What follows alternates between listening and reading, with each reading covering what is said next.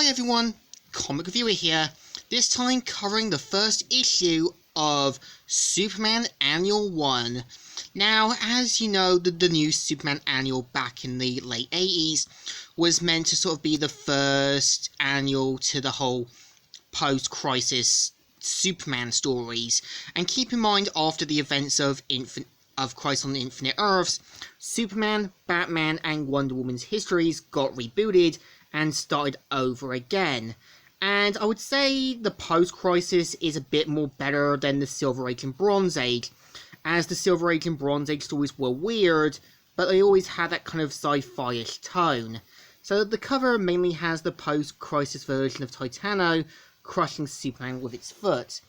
And the story starts off how Lois Lane introduces her story about how Titano was used as a test animal.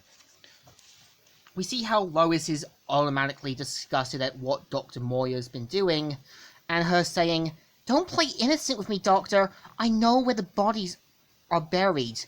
And so, pretty much Dr. Moira points out, and even Lois Lane, that she knows what happened back in Superman and issue 7, and knows that he has close friends that have been keeping him out of prison. So we see how Titano escapes after biting one of the sort of scientist's hand and tries to escape. We see how Titano bites through one of the gods' protective suit and says, "Ow! He bit me! He bit right through my reinforced glove." And so we see how Titano sees that Lois is its only friend, and Lois knows that this is probably he's the first real friend he's ever had. So we see how Dr. Moira gets Amanda Waller to take Lois away, and says that her and the planet are going to deal with this.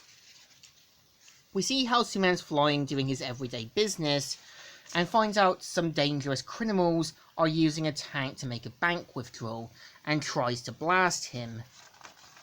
So of course we see how Superman tries to use his strength in that to basically throw the sort of tank upward, and basically manages to sort of get away, to get them out, and finds out to his surprise that he's caused a sort of power shortage, and sees that Titano's in pain, and sees that the scientists need help.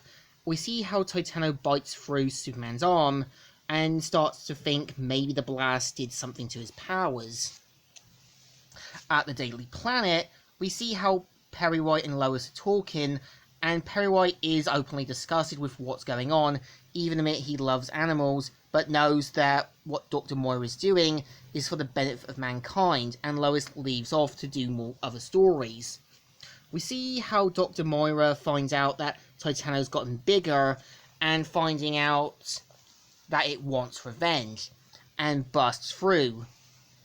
And we see him saying, "Titano, stop! Stop! Please, no!" And manages to basically convince Superman that he's gone crazy, but Superman knows that there's two sides to each story.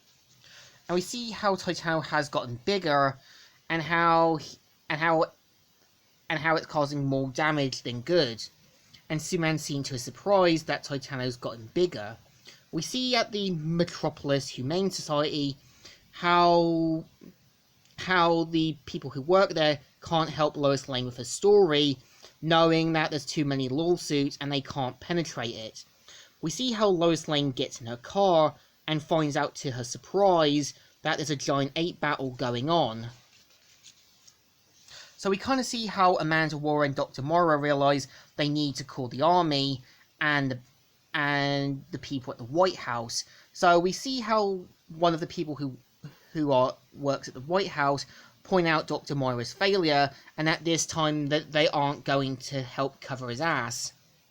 And we see how Superman and Titano battle, with Titano getting bigger. And we kind of see how each blow, each fight, levels down the city. And keep in mind, in the pre-crisis continuity, Titano had more appearances. This one is going to sort of be short-lived. And we see how Superman throws a giant chunk at Titano, and sees to his surprise that he's still standing.